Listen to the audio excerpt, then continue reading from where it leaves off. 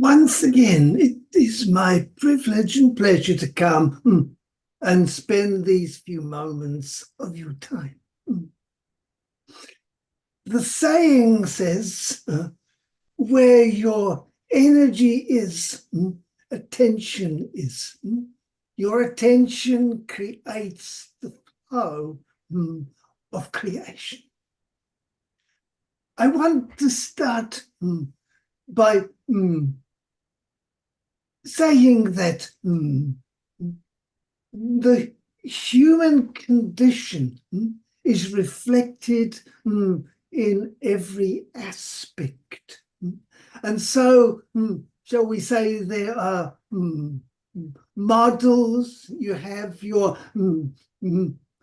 cinema, your storylines, your television series, and so forth, that are reflective of certain aspects of reality.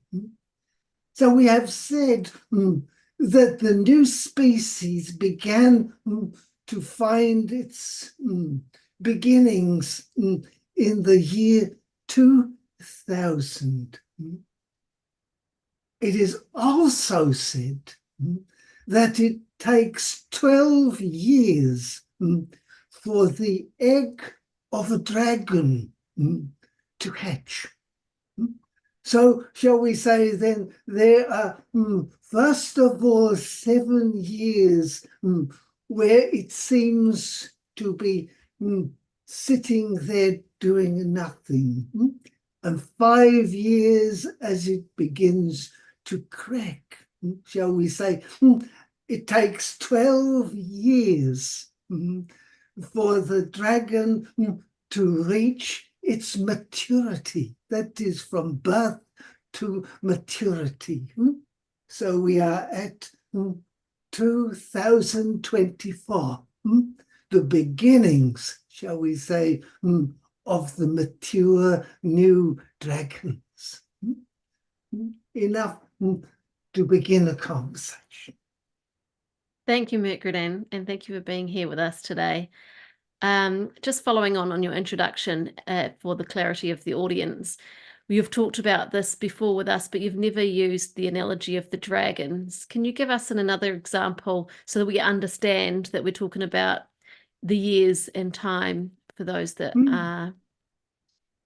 Shall we say, the patterns of time are often recognized, shall we say, in a series or patterns, whether it is, shall we say, the cycle of 1 month, the cycle of 1 year, and the cycles of, shall we say, 2 years, 3 years, 7 years, you understand, 5 years. These are all patterns that show the growth of consciousness in certain forms.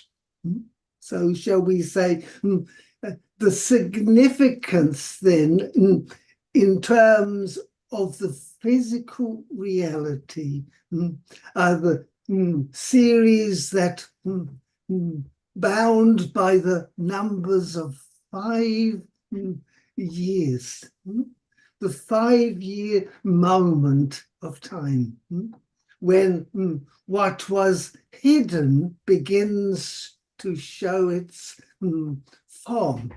Shall we say it takes 5 years then for the child to begin to show its personality with any degree.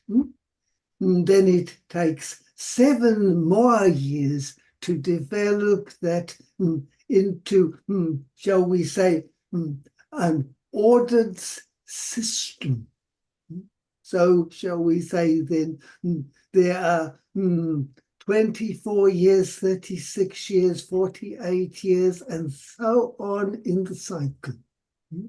And 7 years, 14 years, 21, 28, and so on in that cycle. Do you understand? So shall we say then, for your topic, you are talking about creation and how to apply the laws, shall we say, into form, to begin to structure what it is that you have been, shall we say, desiring or focusing attention on. So let us begin the conversation. Thank you. Thank you for that. So if we can go straight into talking about practicalities, like what are some practical ways or practical advice that you could give us to help us intentionally create the reality that we desire? First of all, review the last 7 years of life. In other words, look back over your life period and see what has been developing, what is really at the base, shall we say, of one's desire, because creation arises from, shall we say, setting desire into motion. Because, shall we say, the creation of reality is based on two aspects, two polarities. That is the desire and the resistance. So many, even most people, want to create out of resisting something that they sense is worth. They are not creating out of, shall we say, the desire for some inclusion.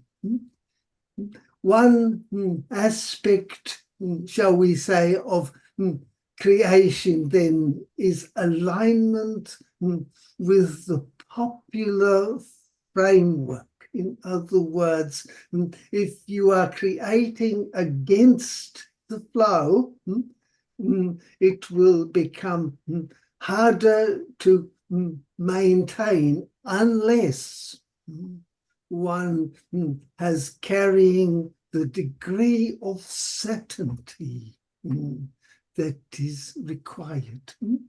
First of all, then, one has to recognize that a desire is for something that one does not have. You understand? Then, if one does not have it, there is an empty vessel.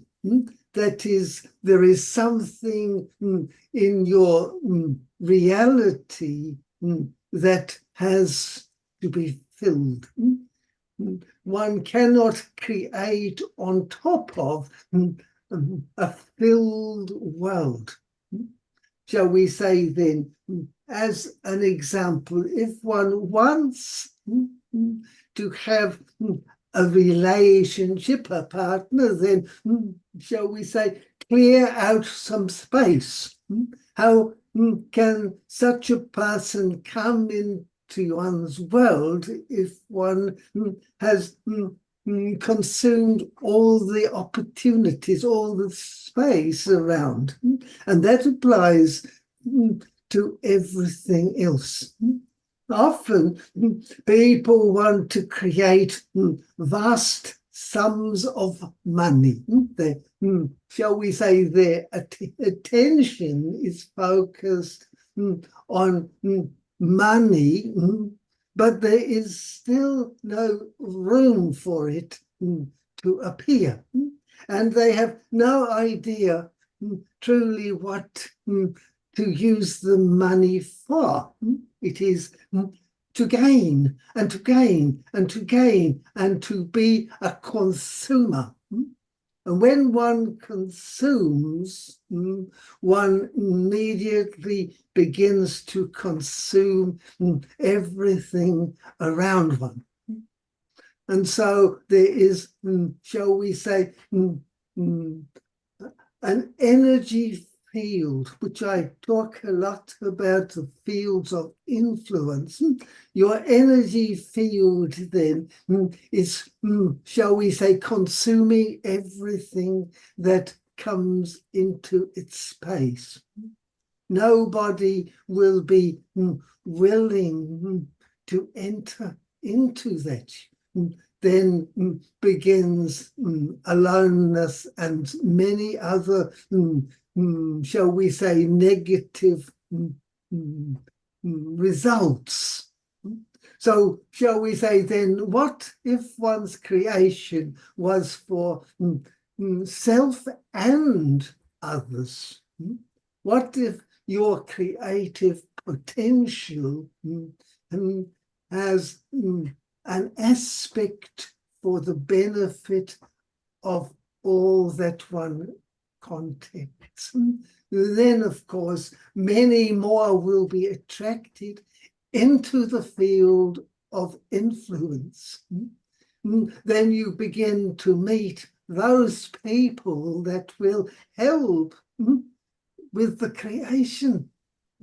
So you meet more helpful people because one is already helpful in oneself. Does this follow what I'm saying? So one's attention then, first of all, is to decide what am I looking to create? What is it that I do not presently have that will be beneficial to myself and to the whole? That is, if I were to have this, how would I be able to help others in the same way? And in doing so, one is attracting, one is not just attracting the object or the focus of the attention, one is attracting into the field of influence many other intentions. Does this follow? One is building one's community for the benefit of everyone. And there is potential in that arrangement. Does this answer the question to some degree? It does. So what I got out of that was to clear out some space. If we're trying to bring something in or we want to attract something into our lives, make sure there's space for it. And to think about not just self, but others, creating in a way that benefits others, so that works together, and rather than consumes everything around you, it helps build up and uplift, and then ultimately decide what I'm looking to create. Is that right? That is essentially what I am saying. I wanted to say, when you review the last 7 years, then you begin to look at what am I holding on to that I no longer need? And secondly, is there someone else that would benefit from this? If I am to get rid of it, who can I give it to that will benefit? You understand now? We are, shall we say, stepping into the realm of giving. By giving, one is freeing oneself of things that are no longer useful. One is clearing out the space. So now one has distributed those things that are no longer necessary, useful, or desirable in one's own life. By distributing that, one creates a magnetic opportunity. When there is a hole, shall we say, when there is a vacuum, everything is attracted toward it. Now you have begun the, shall we call it, the law of magnetism. At the moment, it is not focused. But as soon as you put your attention on what it is, with clarity, because the universe cannot deliver what is not being specified. You understand? So, shall we say that you sit for a moment and decide what it is that you want? What size should you have? What will serve best in the current situation? It is not, shall we say, to create for permanency, but shall we say, every small step is a one ascends the stairs. Do you understand? One uses that for the moment and maybe passes it on when it is no longer needed. Do you follow what I'm getting at? One is constantly attracting. And this is the other side of everything. You understand, every polarity has another side to it. So shall we say, if you are holding on to something and it is, shall we say, no longer needed or necessary or useful, it will affect your state of being. Illness as a whole is the result of such attitudes. Most illnesses that, shall we call it, suffering, comes from the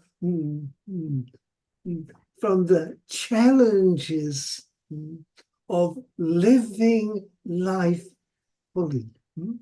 And living life is to use what is necessary, what is there to use, and releasing it when it is finished. Taking in one's food and releasing it at the other end. If you don't release it, you will suffer. Do you follow what I'm saying? So the act of creation is tied to the whole experience of living. Thank you. Can you give us any examples that will help us understand this more in terms of holding on to something? I know you've talked about illness, but can you give us any practical examples so that we can apply that?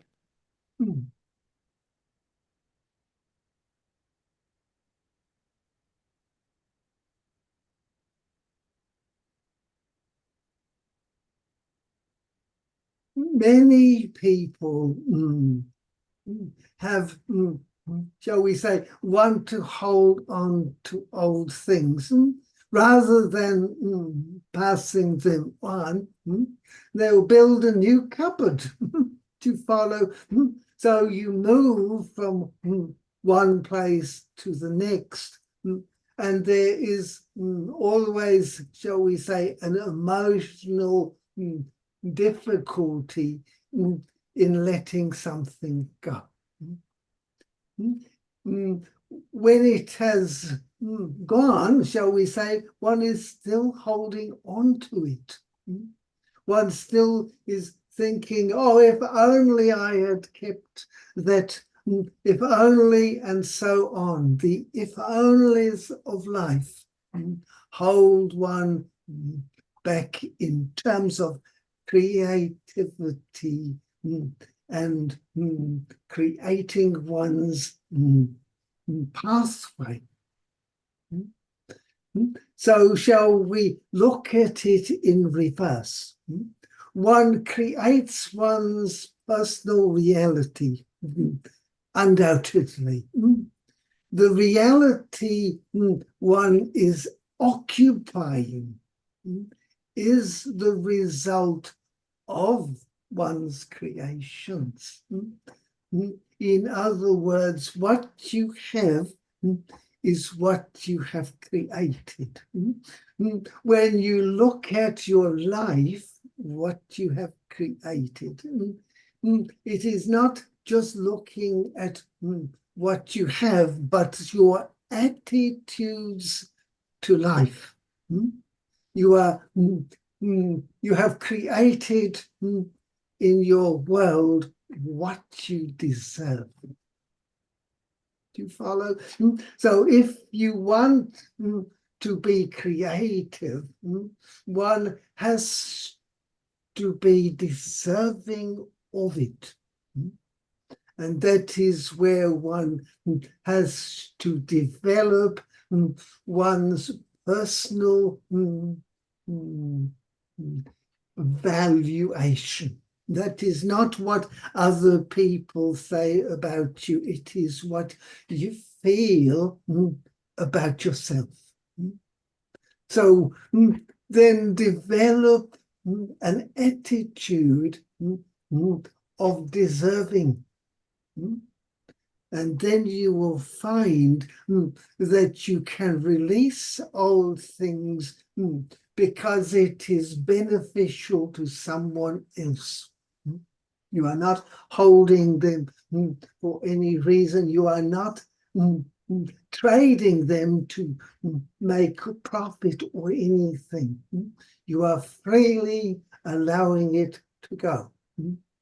So you are acknowledging that you do not need to, shall we say, worry about the future because you are deserving of your creations.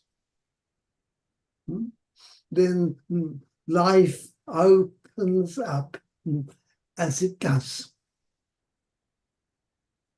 I love that. So ultimately, it's developing an attitude of deserving. So I feel that I deserve this, or I feel I deserve what I'm trying to create. So, and let us say this, and when there is a moment in anyone's life where they feel they deserve something, suddenly their creations flood in. And they wonder, why am I so lucky? You are not lucky, you are deserving. so can you help those out that will be sitting here saying, I struggle to feel that I deserve this or that or anything. Where would they start? Where would they start to be able to create a better attitude around them valuing themselves and deserving things? First of all, one recognizes the attitudes begin in a past life. I want to say, I am not talking about other lifetimes. I am talking about every moment from the present stretching into the past. Someone began to program, shall we say, with ideas that were adopted. First of all, at 5 years, they were unconscious. At 7, you began to take them on and carry them along the path. Someone said you are not good looking, you are ugly. And then you move on thinking, I have to adjust my life because I am not ugly. I am ugly. I am not well liked. Then you discover you are truly not well liked. You are the oddball. You are picked upon. Why are you picked upon? Because you are ugly, and so on it goes. The creation, shall we call, snowballing, gathering bigger size, bigger energy, and until you are completely covered. Then, shall we say, if you remember, the past has gone. The past is irrelevant in the present moment. You have choices in the present moment. Your past is your memory of it. It is not accurate, of course. It is the distortions of your memory brought about by the attitude you carried along with it. So shall we say then, as soon as one gives up one's past, one becomes free.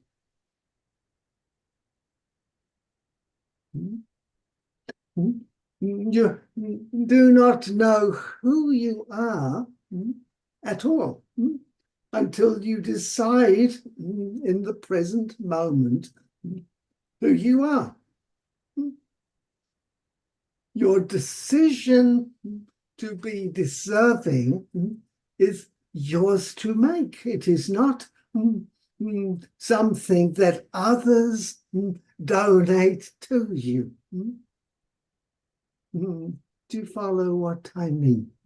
Of course, there are many, many people around that can help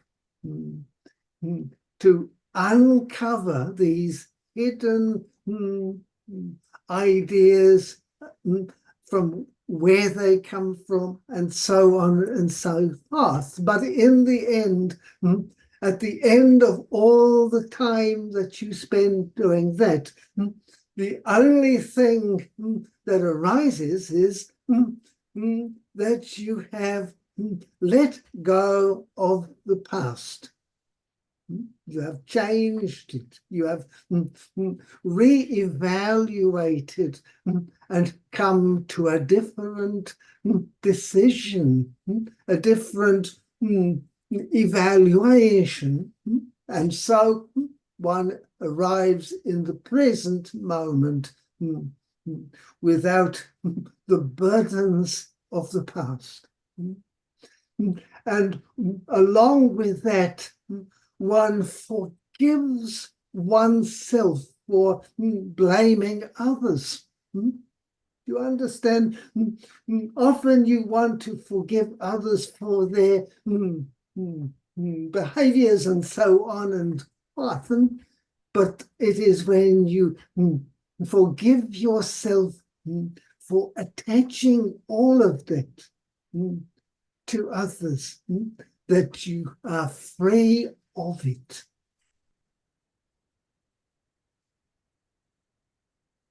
That's a wonderful message. Thank you. You understand then you are constantly at that moment deciding to accept that you create your own reality and have always done so.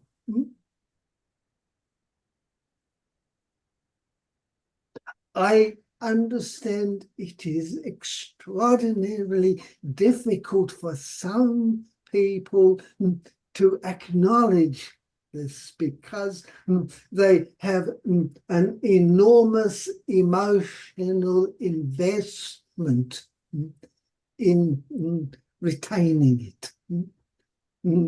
And also they are unfortunately chained and imprisoned imprisoned by that.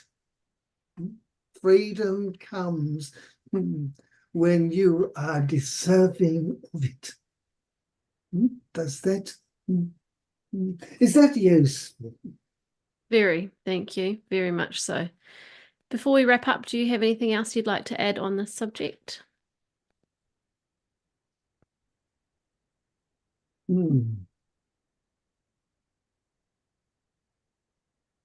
If anyone wants to look into the dragons, then comments and thoughts would shed some light on what I am talking about. Enough for today. And once again, thank you for your time. It is important at this time in history that the new orders begin with freedom of expression. When you become more and more caught up in the roles applied to you by others who have no idea what they are talking about. So once again, thank you and good morning.